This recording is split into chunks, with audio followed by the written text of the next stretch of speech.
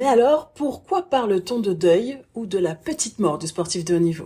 Salut, c'est Gladouane. Suite au premier épisode, j'ai reçu des merci. Alors, je crois que ce podcast a toutes les raisons d'exister. J'avais vraiment envie que tu te sentes moins seul que moi à l'époque et j'espère que c'est le cas. Certains m'ont demandé mon palmarès. Le voilà donc humblement, multiple championne de France dans 4 disciplines différentes. Le saut en longueur, le saut en hauteur, le triple saut et l'heptathlon. Demi-finaliste des championnats du monde sur le triple saut ainsi que médaille d'or et d'argent aux Jeux de la francophonie au Liban. Mais vous l'avez bien compris, il manque quelque chose d'essentiel dans mon parcours, il manque les Jeux Olympiques. D'ailleurs, pour la petite anecdote, j'avais fait une interview pour le journal Marie-France à l'époque et j'arrêtais pas de dire ouais, j'ai pas fait les JO, dans le sens où je sais même pas pourquoi tu me poses des questions sur ma reconversion. En fait, je suis nulle, j'ai pas une vraie carrière et de toute façon la suite, elle est pas terrible quoi. Et elle me disait mais pourquoi à chaque fois ça revient cette histoire de JO? Et je lui dis parce que enfin j'allais m'aimer. J'avoue que j'étais moi-même surprise de la réponse. J'ai les larmes ont coulé là. L'interview est devenue beaucoup plus psychologique que prévu. Mais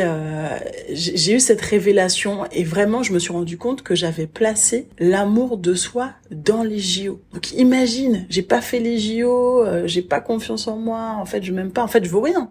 Bon, revenons-en au deuil. J'ai regardé la définition du deuil. Douleur, affliction que l'on éprouve de la mort de quelqu'un. Alors là, ce sera pas la mort de quelqu'un, mais la mort de la carrière. C'est donc une blessure relationnelle que nous avons avec le sport. Il y a plusieurs relations. La relation à l'argent, la relation à son corps, au public présent dans le stade, à ses fans, à ses supporters, ceux avec qui on échange régulièrement, à ses partenaires d'entraînement, son kiné, son coach. Alors selon moi, il faut vraiment prendre conscience et mettre les vrais mots sur une situation sans pour autant la dramatiser. Le deuil, en fait, c'est une expérience, un cheminement par lequel on doit passer chacun à sa façon et chacun à son rythme. Mais bien sûr, déjà, chaque humain est différent et nos histoires de vie sont différentes. Notre cheminement, lui aussi, sera différent. Mais les clés, vous allez le voir, elles sont pourtant les mêmes. Le deuil, c'est un sujet tabou. On le constate. On évite tous de parler de la mort de quelqu'un et de toute façon, on évite globalement de parler de choses tristes, alors que mettre des mots sur une situation, sur quelque chose qui nous fait mal, bien ça nous fait du bien. Quand on a peur de quelque chose, on a plus peur de ce qu'on imagine que réellement de ce qui va se passer. Parce que je vous donne un exemple.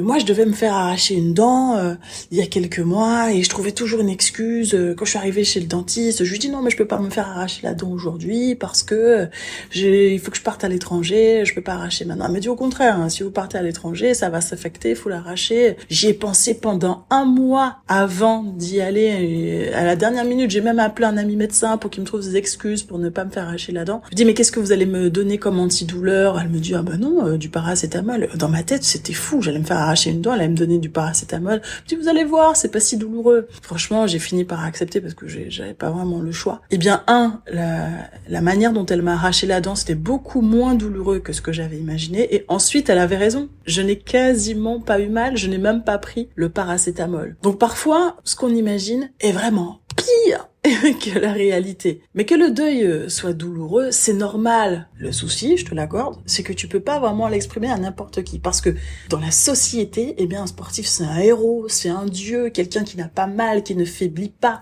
qui ne montre pas ses faiblesses. Parce qu'en fait, ils préfèrent qu'on soit fort, ils préfèrent qu'on leur montre l'exemple.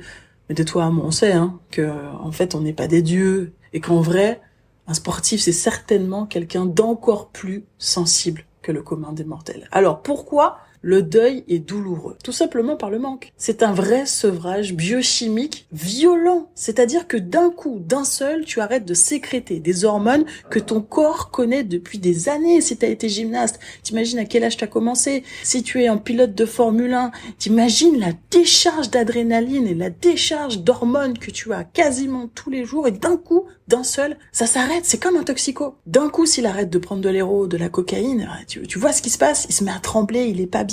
Il a besoin d'être accompagné, il a besoin d'aller dans un centre. Alors certains y arrivent tout seuls, mais je dis juste que 1, t'es pas seul, et que 2, t'es pas obligé de rester seul si t'en as pas envie. Je te donne encore un autre exemple. Ça fait 15 ans, tu es dans une salle de cinéma, elle est climatisée, elle est fermée, les dents noires, tu regardes le film, tu imagines comment il va se terminer. Puis un jour, Tu te dis, à un moment, j'en ai marre d'être dans cette salle de cinéma, et puis le film m'intéresse plus, je veux sortir. Donc tu décides d'ouvrir la porte vers l'extérieur. Déjà, tu vas être surpris par la lumière, parce que ça fait longtemps que tu n'as pas vu une lumière aussi forte et aussi dense, en pensant que tu sors de la salle de cinéma quand il fait jour. Et puis tu seras déstabilisé par ce que tu vois. Ça fait longtemps que t'as pas vu un arbre, une voiture, etc. Donc vraiment, le changement est toujours déstabilisant. Il y a rien d'étonnant dans ce qui t'arrive. T'es pas plus faible. Au contraire. Tu vas t'adapter, ça c'est la bonne nouvelle. Et puis il y a différentes façons d'arrêter. Est-ce que tu t'es arrêté sur blessure? Est-ce que tu avais plus de club? Est-ce que tu étais fatigué émotionnellement, fatigué physiquement? Est-ce que tu as trouvé un travail plus rémunérateur, impossible à cumuler avec le sport de haut niveau? Est-ce que tu as senti que c'était le bon moment d'arrêter, ou est-ce que tu t'es dit